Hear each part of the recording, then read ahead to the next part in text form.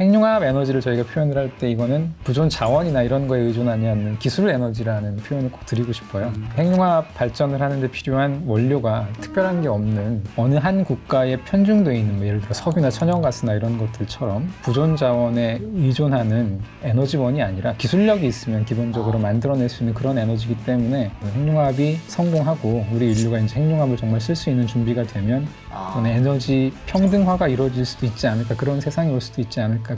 최근에 뭐 좀 다른 얘기지만 생성 AI가 핫한데 최첨단 AI를 핵융합에 좀 결합하려는 시도도 있는 것 같더라고요. 구글 딥마인드가 이 핵융합로 엄청 불안정한 이 플라즈마 상태를 유지를 하게 자기장을 조절해야 되는데 그걸 AI가 알아서 조절하게 하는 그런 것도 막 만들고 하던데 이런 AI 기술이 좀 핵융합 분야에 어떻게 적용되고 있는지 또 상용화 시기를 앞당길 수 있는지가 궁금하네요.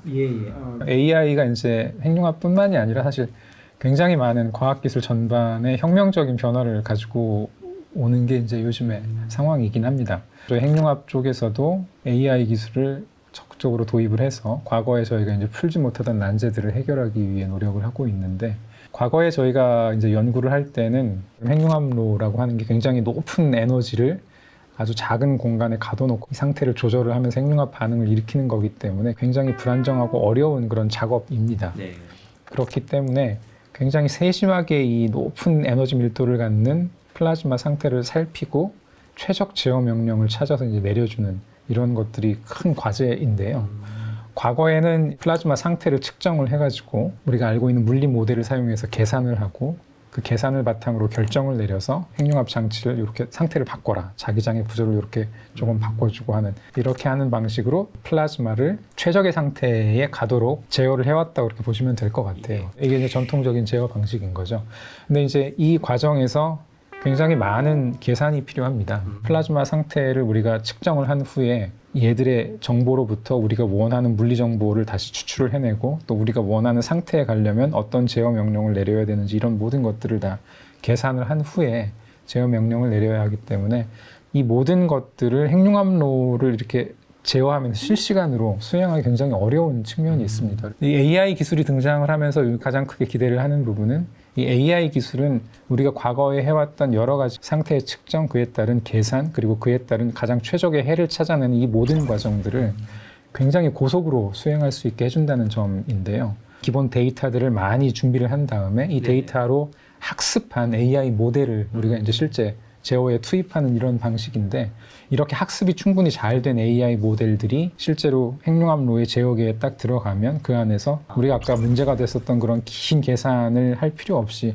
아주 빠르게 계산을 해서 판단을 내리는 가능하게 해주기 때문에 저희가 이제 이런 연구들을 과거에 못 해왔던 범위를 넘어서서 할 수 있게 되는 그런 거라고 보시면 될 것 같습니다.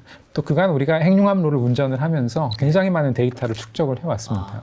예를 들어서 우리가 원치 않았던 그런 실험도 있었고 또 잘된 실험들도 있을 텐데 그런 데이터들을 활용을 해서 인공지능을 학습을 하면 과거에 해왔던 연구 방식으로 하기 어려웠던 그런 굉장히 정밀하고 최적 제어가 앞으로는 인공지능을 통해서 가능하게 될 거라고 저희가 기대를 하고 있습니다. 챗GPT에 비유를 하자면 또 어마어마한 데이터를 입력을 시킨 다음에 거기서 그에 맞는 답을 도출시키는 거잖아요. 그럼 원자로 제어도 이게 상황별 변수 뭐 이런 걸 다 입력시키고 이럴 땐 요렇게 해야 돼. 이런 걸 입력해 놓으면 이제 어떤 상황이 발생하면 여기 요렇게 조절해.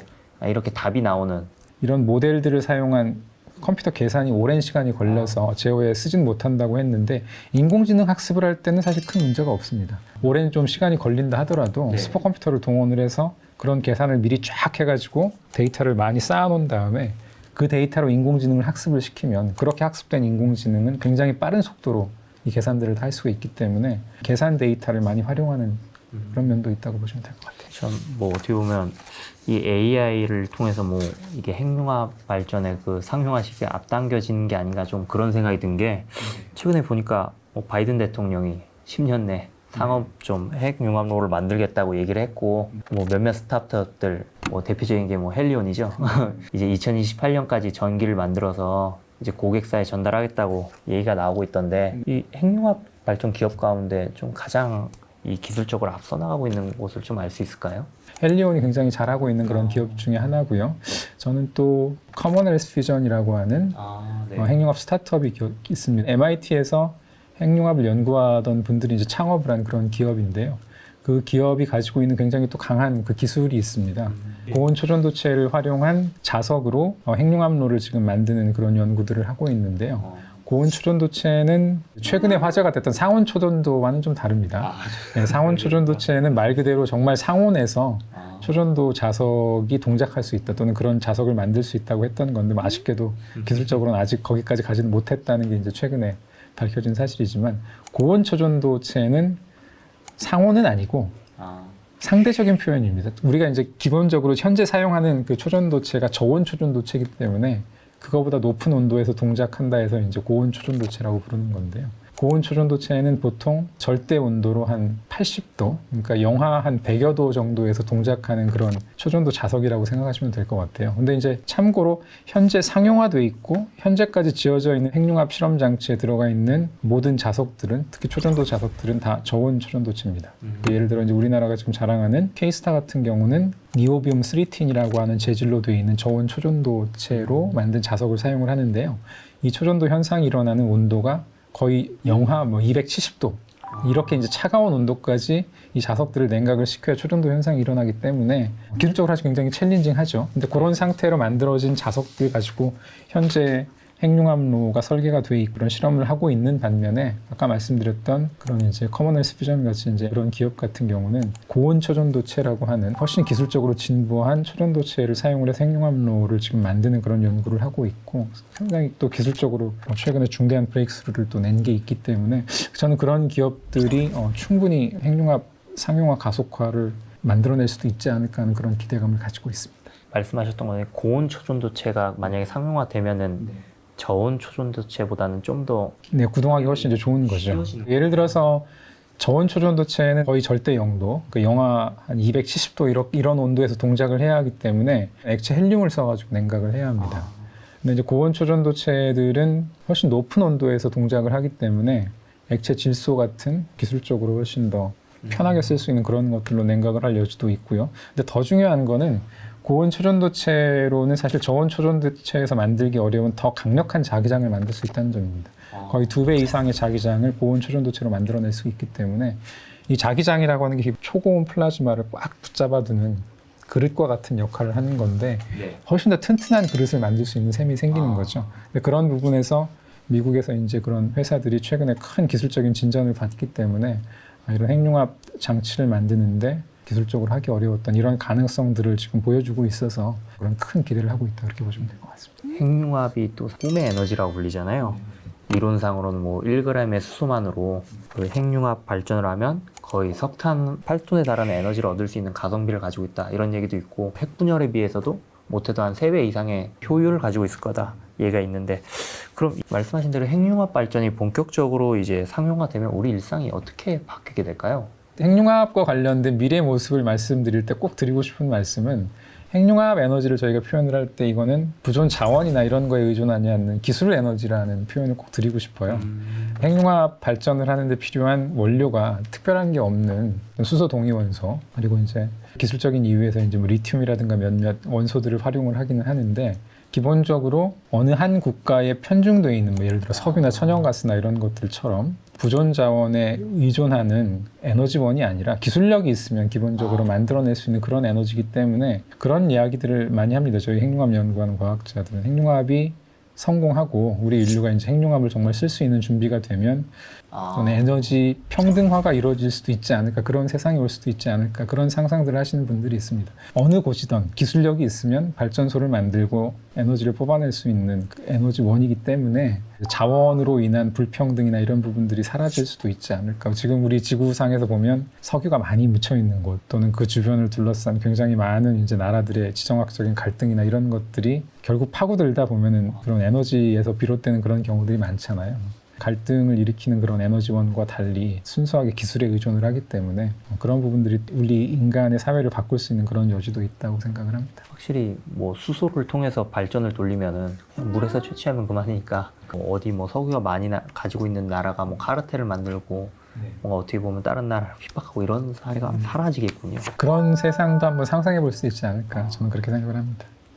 그 핵융합 관련 기업이 최근 꾸준하게 증가하고 있다고 알고 있는데요. 그런데 이거 미국 같은 경우도 그렇고 뭐 전 세계적으로 굉장히 뭐 숫자가 늘고 있는데 한국은 이게 최근 들어서야 뭐 하나 만들어졌다고 알고 있는데 이 한국이 좀 다른 국가랑 비교해서 좀 핵융합 기술 수준이 어떤지 좀 알 수 있을까요? 아, 예. 처럼 이제 미국, 유럽, 뭐 일본, 중국도 그렇고 핵융합 스타트업 기업들이 굉장히 최근에 많이 늘고 있고 공격적인 그런 투자를 통해서 이제 기술 개발을 하고 있는 게 이제 현실인데 그와 비교하면 우리나라가 상대적으로 조금 이제 조용한 이제 스타트업 기업이 이제 한 개 생기고 제가 이제 알고 있기로는 한두 개가 더 좀 준비 중인 걸로 알고 있는데 아무튼 간간히 이제 막 보이려고 하는 그런 단계인 차이가 있는데 저는 뭐 여러 가지 우리나라의 사회 구조 또 그 사업을 하는 여러 이제 민간의 상황이 그런 차이를 만든 면이 있는 것 같다는 생각이 듭니다. 우리가 뭐 특별히 기술력이 부족하거나 이런 측면으로 그걸 보기보다는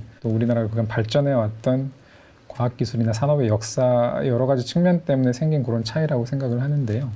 그런 걸 이제 잠깐 배경에 두고 우리나라 핵융합 자체 기술력을 보면 거의 한 20년 전까지는 사실 아무것도 없었습니다. 우리나라는 아무것도 없었던 그런 나라였었는데 굉장히 빠르게 고속 중간 진입 전략을 선택을 해서 이제 우리가 자랑하는 K-스타라고 하는 핵융합 장치를 만들고 그 장치를 만들면서 어떤 그런 초전도 자석 기술들을 확보하고 여러 가지 특수 중공업 제조 기술들을 확보를 하면서 굉장히 빠르게 핵융합 관련된 기술을 국가가 축적을 했다고 생각을 합니다. 이제 정부가 집중적인 투자를 통해서 효율적으로 잘 추진을 했고 그래서 저는 지금 현재 나라가 가지고 있는 핵융합 기술은 결코 세계에서 뭐 이렇게 2등, 3등을 얘기할 그럴 저건 아니라고 생각을 합니다. 굉장히 탑에 있는 그런 기술도 분명히 있고 예, 전체적인 그 수준에서 본다고 하면 저는 세계 어느 나라에도 이렇게 크게 뒤지지 않는 그런 수준의 기술을 기본적으로는 가지고 있다 그렇게 생각을 하고 있고요. 근데 다만 이게 이제 국가 주도로 오는 그런 과정이었다고 생각을 하고요. 현 단계는 이제 이렇게 국가가 개발해 놓은 기술을 민간에 이제 이전을 하고 공유를 해주면서 세계적인 이런 추세처럼 민간이 같이 이제 드라이브를 하든지 아니면 보조를 맞춰가면서 이 기술 개발을 더 확장하고 가속화하는 그런 단계에 와 있다. 이렇게 보면 더 좋을 것 같다는 생각입니다. 말씀하신 우리나라 되게 핵융합 기술이 되게 상위권에 있다고 말씀하신 것 중에서 얼마 전에 기사를 보니까 올해 핵융합 에너지 연구원에서 플라즈마 상태를 1억 도시에서 한 45초 동안 유지하는 걸 이게 세계 최장 기록이었다고 알고 있어요. 또 기사를 찾아보니 3년 전에 30초로 이게 또 세계 기록을 뛰어서서 스스로 계속 기록이 계속 갱신을 하시는 건데 예, 그렇죠. 기술력이 뛰어나고 또 사실은 저는 이제 연구자분들 사람의 힘이 기본적으로 가장 크다고 생각을 합니다. 특정 무슨 자원에 의존하는 그런 게 아니라 결국 이제 기술력이고 그 기술이라고 하는 건 이제 사람들의 노력에 따라서 이제 만들어질 수 있는 거니까요. 저도 이제 핵융합 연구를 한 이제 시간이 좀 됐지만 선배님들 K-스타를 처음부터 설계하고 건설하셨던 분들이 그간 해왔던 연구 기록들을 보면 정말 아무것도 없던 그런 곳에서 정말 이제 노력과 이제 이분들의 꿈만으로 여기까지 왔고 이제 저희 후배들이 이제 그걸 이어받아서 지금 해나가는 그런 단계인데요. 사람들의 노력과 열정이 이제 여기까지 온 기본적인 원동력이었다고 생각을 합니다. 그 다음에 K-스타가 정부에서 투자를 해서 그 만든 그 연구 성과물이기는 하지만 K-스타를 설계하고 건설하는 데에는 당연히 우리나라에 있는 현대중공업, 두산중공업 그리고 예전에 삼성도 그렇고 우리나라 굵직한 대기업들이 사실 큰 역할을 많이 했습니다. 그런 정밀 엔지니어링, 거대 특수 제작, 용접 이런 기술들을 우리나라 이제 거대 중공업체들이 잘 가지고 있고 또 기술력이 굉장히 좋기 때문에 그런 그 기업들과의 협력을 통해서 K-스타라고 하는 게 이제 성공적으로 만들어질 수 있었고 또 그런 이제 기술력을 인정을 받아서 그런 두산이라든가 현대중공업이 지금 프랑스에서 진행 중이죠. 국제 핵융합 실험로에 있는 주요 구조물들을 또 제작하고 납품하는 그런 일들을 맡아서 다 이런 것들이 정부 또 출연연 그리고 이제 민간 기업들이 협력해서 만들어낸 그런 작품이라고 그렇게 생각을 합니다. 이 한국 핵융합 관련해 가지고 정부 그런 기관들이 계속해서 좋은 기술을 구현을 하기 위해서 되게 민간 기업, 현대나 뭐 두산 이런 곳이 장비를 납품받고 그럼 계속 실험. 그럼 또 민간 기업은 그런 납품 실적을 기반으로 해서 또 해외 수출이 가능하게 된 뭐 이런 현순환이 계속 이루어지고 있는 거네요. 네네, 그런 측면도 분명히 있습니다. 맞습니다. 우리나라가 K-스타 같은 장치를 사실 성공적으로 한 번의 실수도 없이 한 번에 이렇게 잘 만들 수 있었던 것도 사람 그리고 또 중공업 정밀 제조 기술을 잘 가지고 있는 이런 중공업 기업들이 저력이 분명히 도움이 된 게 있고요.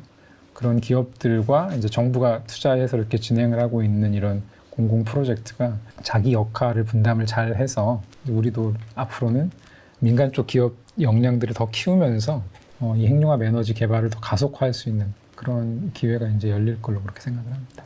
박사님께서 한국핵융합에너지연구원에서 VK스타라는 네. 프로젝트를 진행하시는 걸로 알고 있는데요. K스타를 가상의 구현에 뭐 플라즈마 안정화를 위한 최적의 값을 슈퍼컴퓨터로 미리 실험해보고 이를 현실에 적용하는 뭐 디지털 트윈의 하나라고 알고 있는데 제가 최근에 주로 진행하고 있는 연구는 이제 버추얼 K스타, 줄여서 그냥 VK스타라고 저희가 이제 표현을 하는데, 그래서 K스타의 설계 데이터, 또 실험 데이터, 슈퍼컴퓨팅 시뮬레이션 코드 이런 것들을 다 통합해서 만든 게 이제 버추얼 K스타인데요. 버추얼 K스타를 만들고 이걸 통해서 이제 K스타 실험을 수행하고 또 분석하는 그런 일들입니다. 디지털 가상 공간에 K스타의 형태와 기능을 슈퍼컴퓨팅 시뮬레이션을 통해서 그대로 모사할 수 있도록 이제 소프트웨어 형태를 개발하는 게 이제 저희가 하는 일이 되겠고요. 이렇게 만들어진 버추얼 K스타를 통해서 이제 디지털 가상 공간에서 가상 실험을 수행할 수 있도록 하는 게 이 버추얼 K스타의 이제 개발 목표라고 보시면 될 것 같아요. 버추얼 K스타가 있으면은 실제 핵융합로를 돌리는데 필요한 시간, 비용, 그리고 또 시행착오가 발생할 수 있는 손실 이런 게 없이 가상에서 한 다음에 바로 현실에 적용하면 되니까 되게 비용도 그렇고 시행착오를 줄일 수 있는 그런 부분들은 분명히 있습니다. 좀 한 가지 덧붙이고 있는 건데, 기본적으로 이런 핵융합 연구나 물리학 연구는 본질적으로는 사실은 경험, 실험 연구가 또 중심이 되어야 합니다. 모든 것들을 디지털 가상 공간에서 똑같이 재현할 수는 없기 때문에 특정 부분들은 디지털 가상 공간에서 실험을 해보고 최적화를 하지만 또 막상 그런 것들이 실제에서 어떻게 되는지도 또 저희가 늘 살펴보고 우리가 가지고 있는 물리 이론, 슈퍼컴퓨팅 시뮬레이션이 정확한지를 또 판단하는 이런 연구들을 같이 진행을 해야 하기 때문에 이런 것들을 잘 이제 조합을 해서 시행착오를 줄이면서 효과적으로 연구를 하는 그런 도구라고 봐주시면 더 정확할 것 모두 같습니다. 툴이네요. 그리고 이제 이런 기술들을 저희가 이제 K스타에서 지금 현재 열심히 개발을 하고 있는데요. 이 기술이 조금 자랑 같지만 터를 비롯한 세계에서 이제 많은 주목을 또 받고 있습니다. 그래서 다른 핵융합 장치에서도 이런 핵융합 디지털 트윈 개발을 지금 계속 고민 중인데, 버추얼 K스타를 통해서 개발한 이 핵융합 디지털 트윈 기술을 다른 장치 쪽에서도 저희가 미래에 쓸 수 있게 되지 않을까 그렇게 기대를 하고 있습니다. 그러면 이 핵융합로를 그 구동하기 위한 하나의 그 실험 툴을 다른 나라에도 계속 여기저기 수출을 네. 할 수도 있는 네. 그런 거네요. 네, 저희는 그런 목표를 가지고 또 열심히 또 연구하는 측면도 있습니다. 예, 오늘은 핵융합 발전과 관련해 권재민 박사님을 모셔서 이야기를 나눠봤는데요. 시청자분들 모두 이번 영상에서 좋은 인사이트 얻으셨으면 좋겠습니다. 또 핵융합 에너지 개발에 대해서 이렇게 관심을 가져주셔서 다시 한번 감사드리고, 앞으로 하여튼 좋은 연구 결과로 저희가 또 보답하고 또 찾아뵐 수 있도록 그렇게 하겠습니다. 감사합니다. 감사합니다. 네.